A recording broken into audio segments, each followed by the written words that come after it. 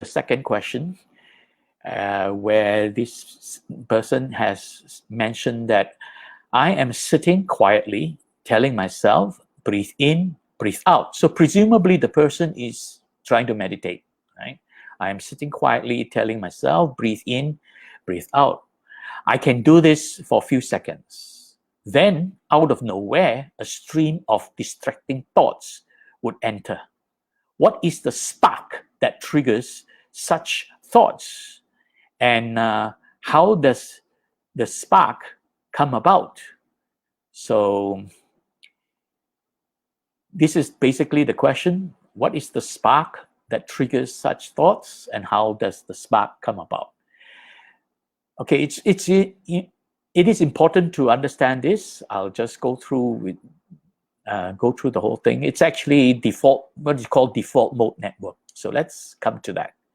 First, understand how the mind works. According to the Buddha, he used 3 words to explain the mind, and I'm explaining here from what Bhante Punnaji has taught me. So this is based also from my own meditation and my own experience. I'm able to elaborate what Bhante Punnaji has explained to me. The 3 words that the Buddha used to describe the mind, 3 parts of mental experiences. The first word the Buddha used is vijnana, which is actually the process of perception. That is awareness of what was perceived through the sense organs. Basically, vijnana is this big picture.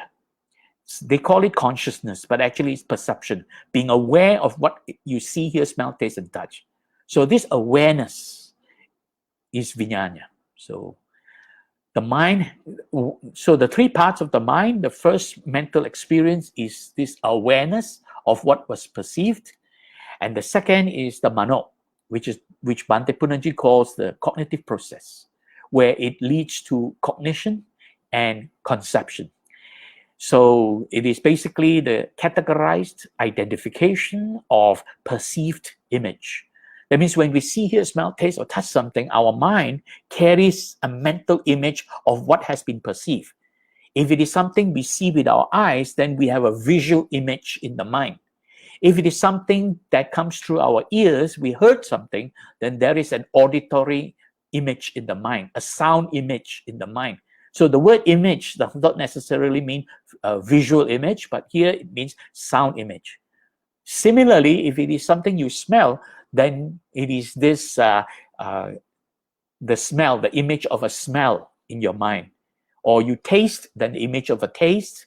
Or you touch, then in the image of something that you have come into contact with, physical touching, right? So the mano is responsible for identifying that.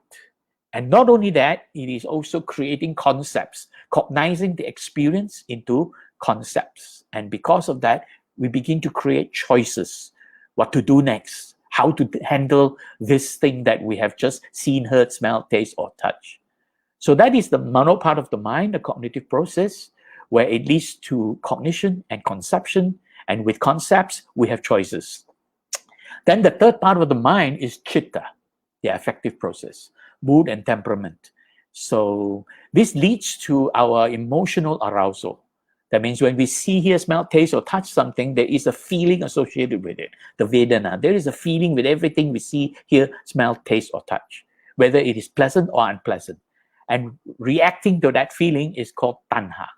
Tanha is really the reaction to the feeling. And Bhante Punnaji has explained it very well, that this is the emotional reaction to feelings.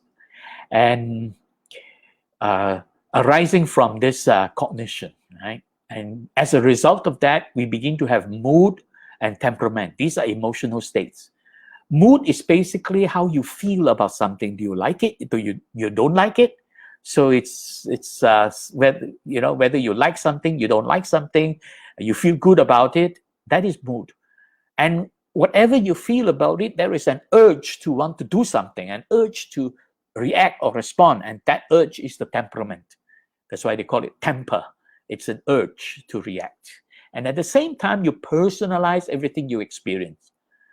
So basically, having said that, in a nutshell, there are 3 parts of mental experience. The first part, vijnana, is the ability to perceive through our senses. The second part, mano, the ability to categorize and identify what was perceived and create concepts and choices. And the third part is chitta, which is reacting to the pleasantness and the unpleasantness of what has been experienced, the emotional reaction, and also this clinging, this personalizing, right? Upadana, the clinging or the attachment, the grasping. And that leads us to become self-centered. And in fact, this is the part of the mind which actually causes a lot of problems for us, this self-centeredness. So we're going to take a look at this part of it. So as we know, right, we have talked about brain waves. What is happening is falling below critical factor, the mind slows down and goes into drowsiness. And this is also a hypnotic state. So when people do hypnosis, it falls into that. People who practice transcendental meditation, it falls into that, because transcendental meditation is to focus your mind on an imaginary object, right? And then they call that object mantra. They just use the word mantra to give this object a label. And that label reminds you about an object, and then your mind gets drowsy. And when the mind gets drowsy, the mind begins to relax, right? So transcendental meditation is very helpful for helping people to get out of stressful experiences or even depression. So transcendental meditation has its benefits in helping people who are depressed. But that is not real meditation as we know it as Buddhists. That is not Buddhist meditation. Buddhist meditation actually increases the brain waves. It brings it to the higher state, the Buddhist meditation. So you can see below the critical factor, it is basically interactive engagement with sensory objects. That means the mind is now interacting with the object, examining the object, making stories about the object, and creating concepts and so on. Then the brain waves are slowing down as it does that. But if we were to meditate, we're no longer interacting with objects, right? We actually have sustained focused attention, introspective awareness, withdrawn from sensory objects. We're no longer interacting with sensory objects. We're no longer interacting with memory or imagination or expectations. Basically, the mind is very still, withdrawn from these disturbances, because these are disturbances. Right? So moving on, basically, default mode network. This is a term given by the founder, Marcus Reichley. Marcus Reichley was the professor, he's a brain scientist, professor of neurology, and from Washington University. He did an experiment. He wanted to know what happens to the brain, right? The firing of neural networks in the brain when a person is resting, right? Not really meditating, but resting. So he got subjects to lie down, just relax. Well, they could be slowing down their breathing, just relax. And then they measure the brain waves. And then they start to look at which part of the brain is active. And then they found there is a part of the brain that actually, instead of the brain slowing down to a state where the person, this is idling mind. Instead of the brain wave slowing down to a state where the person falls asleep, if that person is relaxed, but the mind is running, idling, then it has a tendency to go into self-centeredness, focusing on the self. And they call this the default mode network.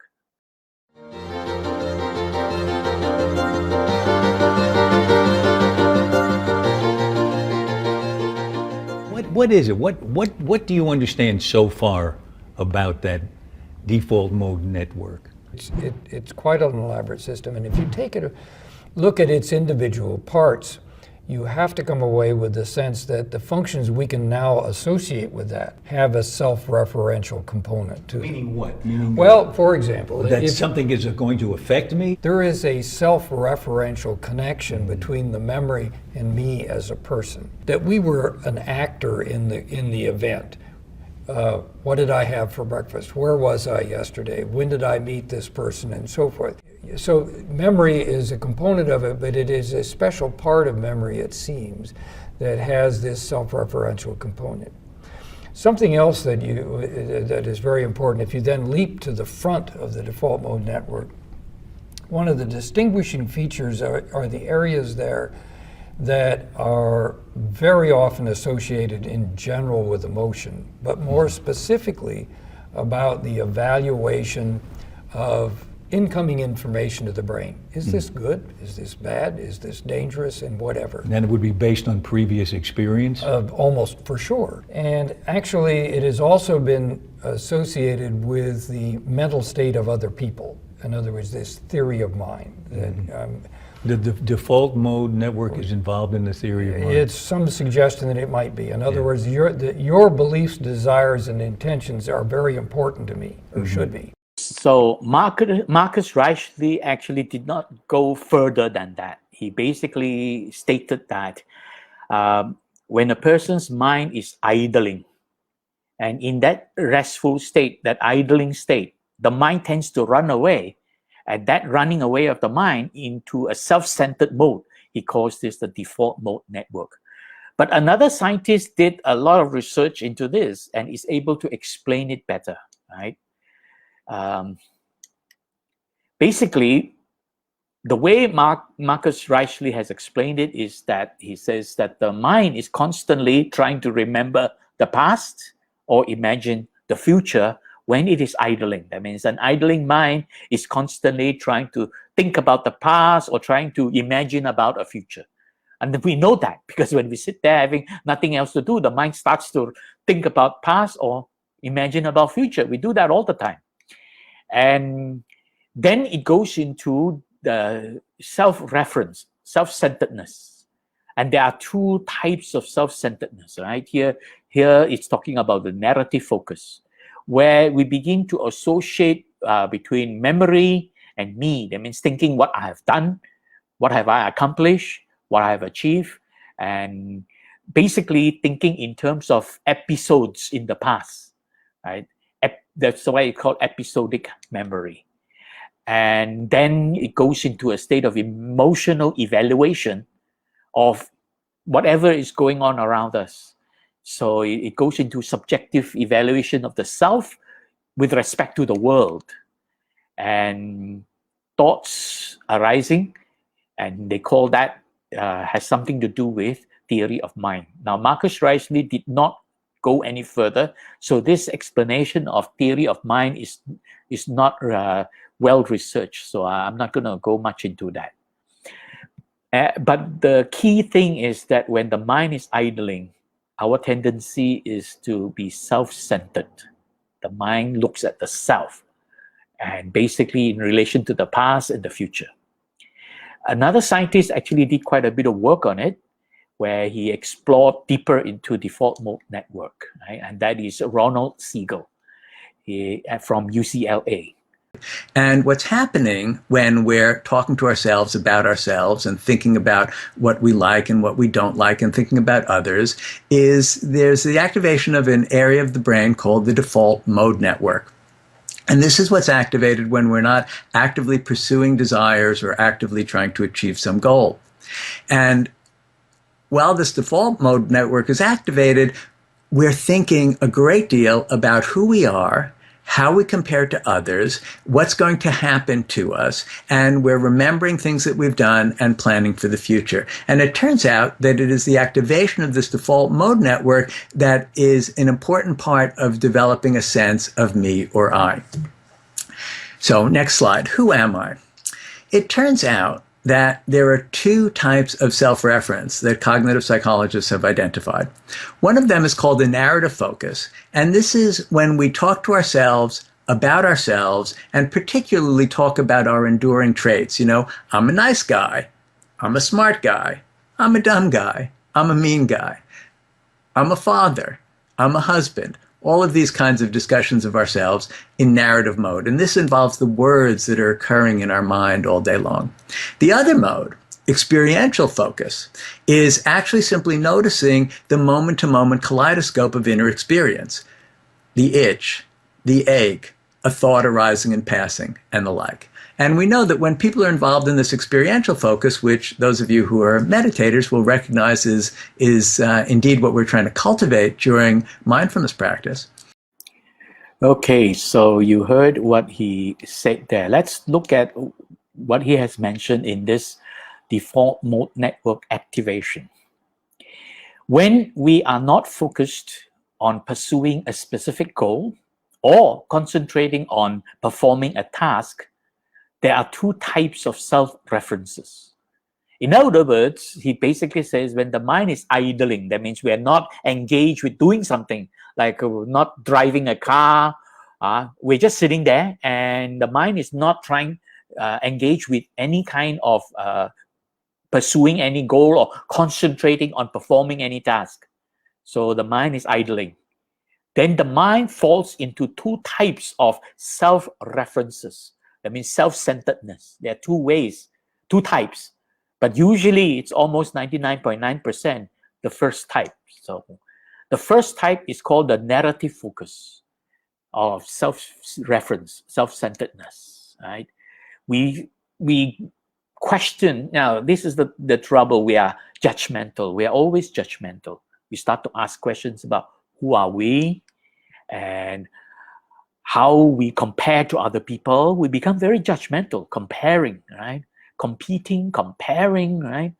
And basically that is really narrative focus. We keep having concepts about how us in relation to other people, what's going to happen to us. So we begin to have imagination and remembering things we have done, and that is memory from the past.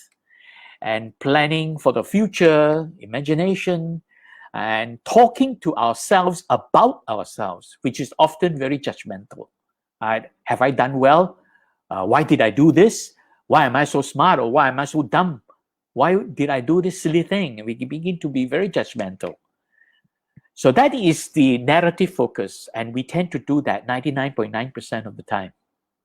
But there is another self-reference where we are not examining the past or the future, but basically observing experiences. You could say actually this is also meditation, right? That means where the mind is idling and not involved with any task. Now we are into meditative state. So it's actually experiential, moment-to-moment experience. We are observing the moment-to-moment experience and observing what's happening in the mind. So the mind observing the mind, that's really what is going on with this experiential focus, not narrative focus. And we begin to observe sensations and feelings. And this is, in fact, precisely what the Buddha was trying to teach us in Satipatthana, observing bodily activities and sensations and feelings in the body, the first two foundations of mindfulness. And then we begin to observe thoughts arising and passing, right? The coming and going of thoughts. This is, in fact, the third and the fourth foundations of mindfulness. Chittanupassana and Dhammanupassana, thoughts arising and passing, right? So basically, this is really what is going on in the mind when the mind is idling. So when a person tries to meditate, and this is what the question is, I'm sitting quietly, telling myself, breathe in, breathe out. I can do this for a few seconds, and then streams of thoughts coming. And the question, what is the spark that triggers such thoughts? And how does the spark come about? Basically, the spark that triggers these thoughts, that is default mode network. And it is the way default mode network works, goes into narrative focus. So I hope that answers the question, right? The important thing here is, as you can see what this person who asked this question has said, I am sitting quietly, telling myself, breathe in, breathe out. And perhaps this is where the practice needs to be sharper. You don't tell yourself, right, that you're breathing in, you're breathing out. Just observe the breathing. If you are practicing anapanasati, just observe the breathing. You don't tell yourself anything, just observe. Don't narrate. You see, telling yourself, you're bringing the mind into narrative focus. Whereas if you're just observing, it is experiential focus. So it's important that meditation is really the experiential focus of the mind. So I hope that answers the question. Right? Basically, practicing meditation is you don't tell yourself anything. You begin by being aware of the breathing in and the breathing out. So practicing awareness, introspective awareness by just relaxing. So don't tell yourself anything.